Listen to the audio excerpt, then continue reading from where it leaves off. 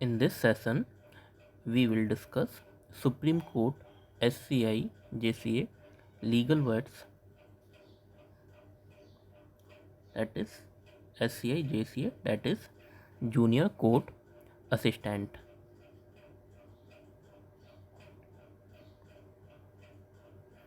So but first word is affidavit, जो कि हमने सभी ने जिसका सुना हुआ है।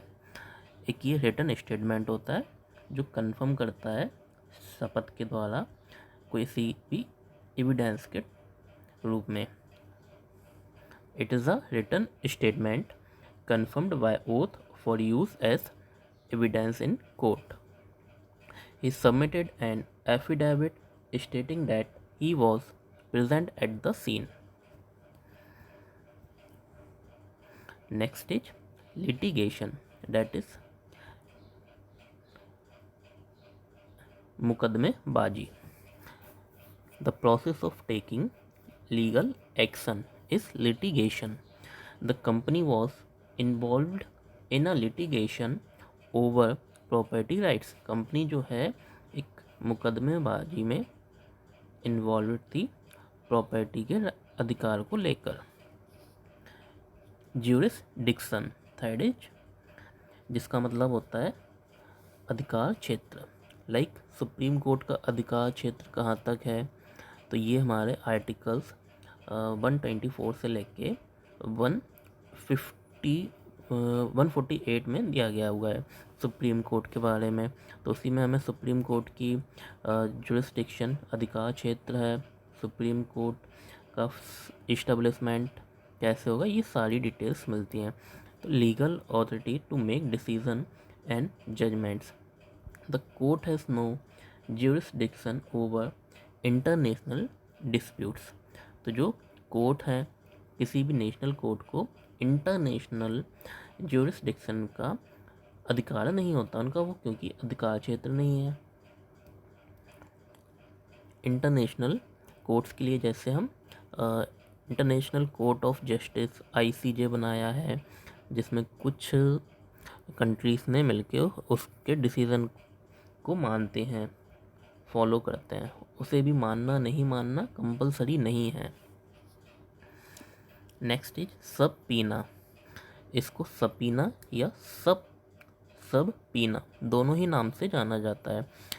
स्पेलिंग में मिस्टेक्स में भी ये काफ़ी बार पूछा गया है, एंड वन वर्ड सब्स्टिट्यूशन के रूप में भी. सब पीना का मीन्स होता है a legal order requiring someone to appear in court, means summon.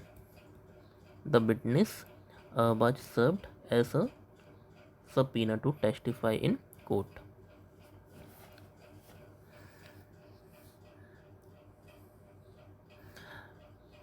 Plea bargain. Plea bargain का मतलब होता है अभियोजन सौदा.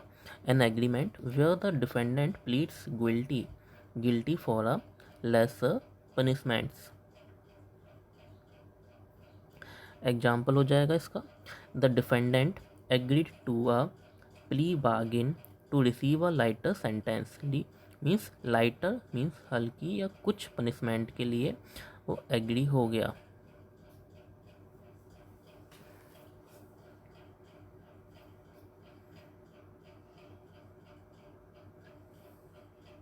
Next is adjudication.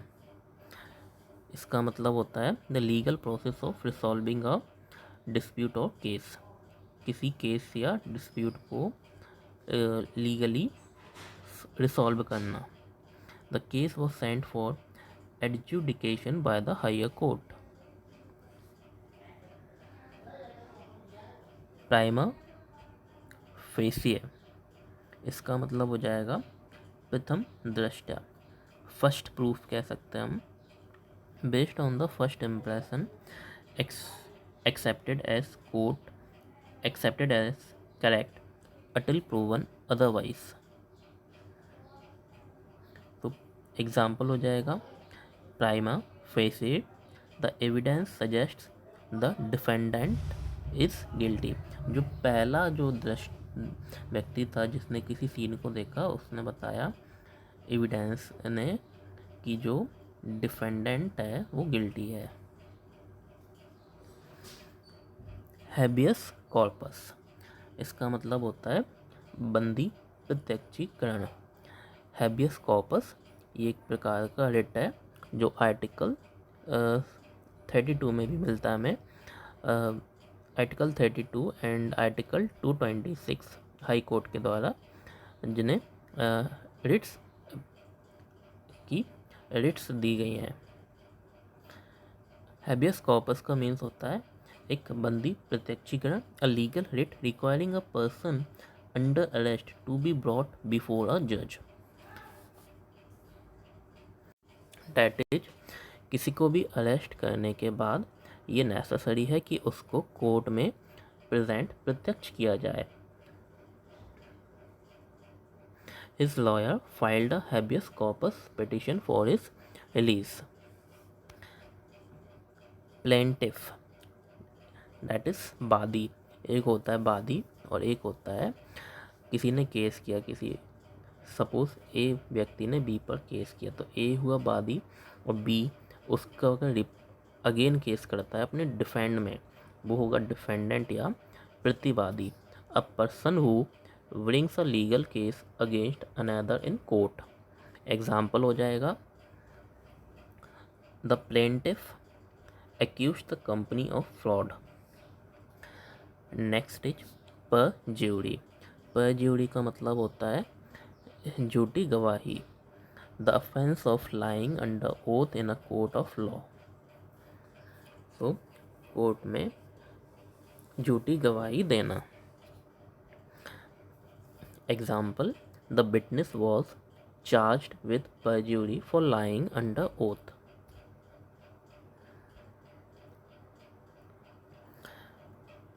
Acquittal, acquittal means होता है दोष मुक्ति। किसी ने कोई आरोप लगाया, हमने केस किया, दैट इज वादी।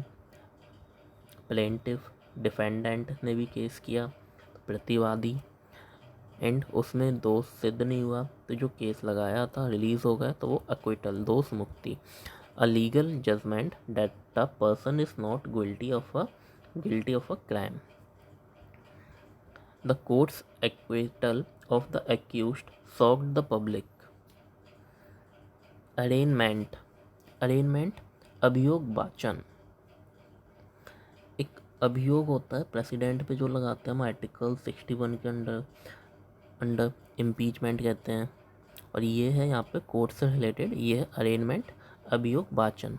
The formal reading of charges against the accused in court. जो फॉर्मल रीडिंग होती है चार्जेस की अक्यूज्ड के ऊपर, उसको कहते हैं अभियोग वाचन। और अभियोग यानी कि जो चार्ज लगा हुआ है उसका reading. He pleaded not guilty at his arraignment. Deposition, deposition that is गवाही। झूठी गवाही के लिए था परज्यूरी, और ये है डिपोजिशन दैट इज गवाही। The lawyer reviewed the witness deposition before the trial. तो लॉयर ने क्या किया, अब अपने विटनेस के गवाही को रिव्यू किया ट्रायल से पहले। नेक्स्ट, फेलोनी, फेलोनी गंभीर अपराध। A serious crime usually punishable by imprisonment, जो कि जेल जिसमें कैद करने से, मोस्टली कैद की सज़ा दी जाती है। He was convicted of a felony and sentenced to 10 years in prison. बहुत से केसेस ऐसे होते हैं जिसमें आपको कोई चार्ज लगा दिया एंड उसके बाद उसको एक्विट कर देते हैं, बट कुछ सीरियस क्राइम्स होते हैं जिनके लिए जेल की सज़ा दी जाती है, तो उसको कहते हैं हम गंभीर अपराध को कहते हैं felony. He was convicted of a felony and sentenced to 10 years in prison. Injunction, injunction का मीन्स हो जाएगा निषेध आज्ञा। A court order that stops a person or entity from doing something. निषेध जो कि किसी चीज़ को ना करने के लिए कोर्ट का order, the court issued an injunction stopping the demolition. Means जो डिमोलिशन, जो डिस्ट्रॉय करना था बिल्डिंग्स वगैरह का, या काफ़ी बार ये यूज़ होता है, जैसे यूपी में योगी गवर्नमेंट डिमोलिशन कर रहे हैं जो गैर कानूनी है, एंटी सोशल एलिमेंट्स के हाउसेस को सीधा, तो उसके अगेंस्ट में सुप्रीम कोर्ट ने ये इंजंक्शन दिया था गवर्नमेंट को, ये डिमोलिशन ना करने के लिए। इंडाइटमेंट, अभियोग पत्र, एक अभी पढ़ा था हमने, डिपोजिशन,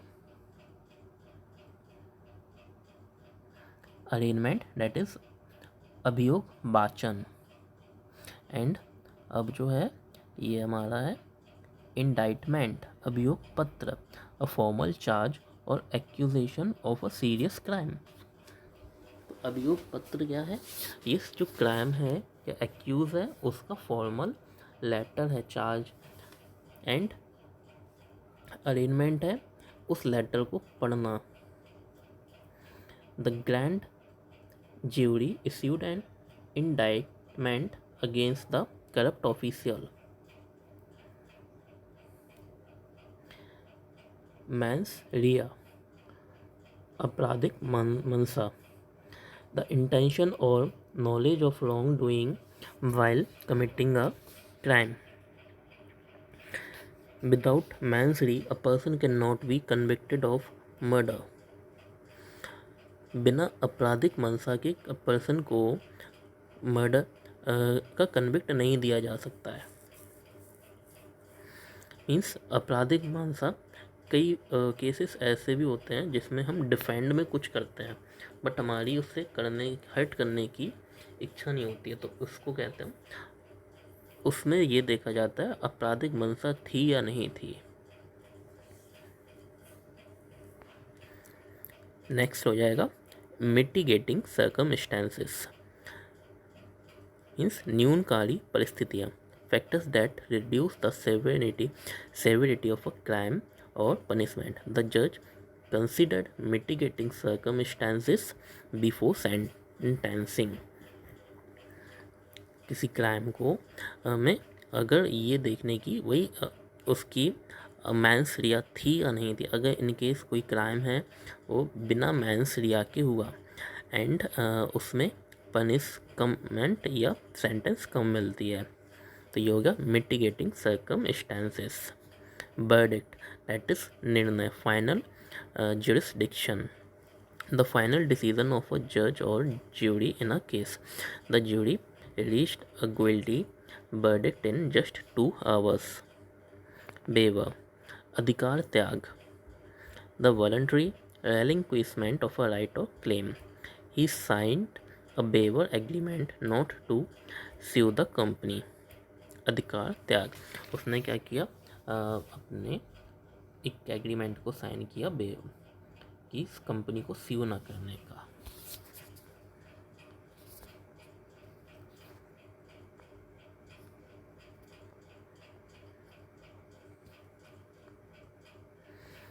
नेक्स्ट बेलमेंट, बेलमेंट जमानती सौदा, बेल यानी कि जमानत, temporary transfer of goods of property under a legal agreement, किसी चीज़ के लिए जो टेम्पररी बेस पे रिलीज़ करना।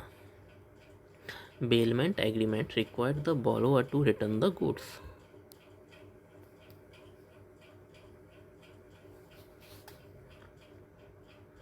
बेंच वारंट, न्यायालय warrant, a warrant issued by a judge for the arrest of an individual. A bench warrant was issued for the suspect's arrest. Blackmail, किसी को act of demanding money for or favors by threatening someone. He was arrested for attempting to blackmail a politician. 24th, civil contempt, civil अवमानना, contempt किसी that is मैं court of contempt of court, ये words ना होगा, court की अवहेलना करना, उनकी निंदा करना, तो ये disobeying a court order in non criminal matter. Non criminal matters में कोर्ट के ऑर्डर को डिसऑबे करना, लाइक आपकी कोई प्रॉपर्टी है, कोर्ट ने उस पर स्टे लगा दिया है, किसी ने स्टे लगाया है एंड कोर्ट ने कहा है कि आप जब तक मैटर सॉल्व नहीं हो जाता उससे आप बना नहीं सकते, स्टिल आप उससे बना रहे हो, तो ये हो गया सिविल कंटेम्प्ट हो गया। The lawyer was find for civil contempt after disobeying in court orders. Extradition, extradition that is प्रत्यर्पण,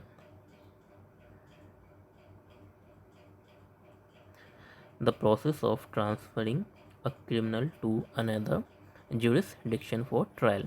किसी क्रिमिनल को एक कोर्ट से दूसरी जुरिस्डिक्शन अधिकार क्षेत्र में ले जाना कहते हैं हम एक्स्ट्राडिशन।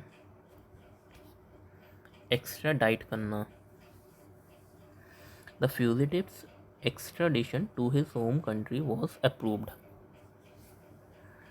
तो लाइक विजय माल्या अभी कहाँ बैठे हैं, यूके में कहीं पर बैठे हैं छुपे, तो उनके लिए हमारी गवर्नमेंट कोशिश कर रही है कि उनको भारत में लाया जा सके, एक्स्ट्राडाइट किया जा सके इंडिया में, जिससे अप्रूवल नहीं मिल रहा है काफ़ी लंबे टाइम से।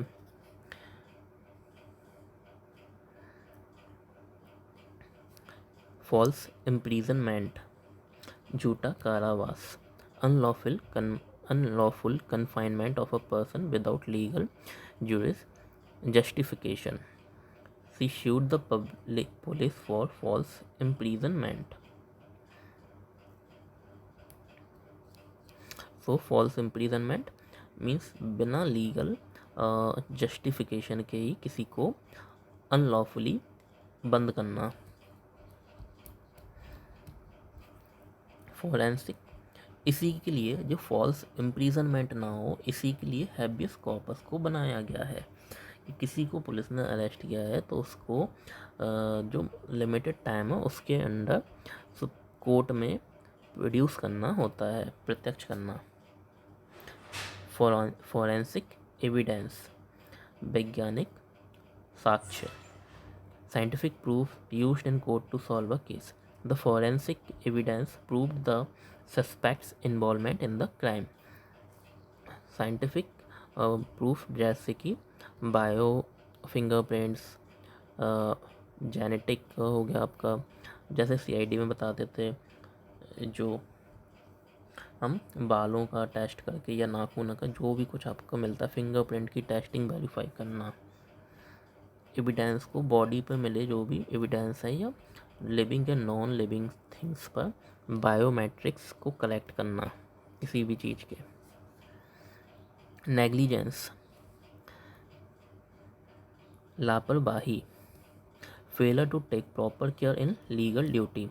The hospital was sued for negligence in treating the patient। Recusal, अलग होना, a judge or lawyer stepping away from a case due to bias। The judge declared a recusal due to personal conflict। Subrogation, प्रत्यावर्तन, the substitution of one party for another in a legal matter। The insurance company exercised subrogation to recover costs।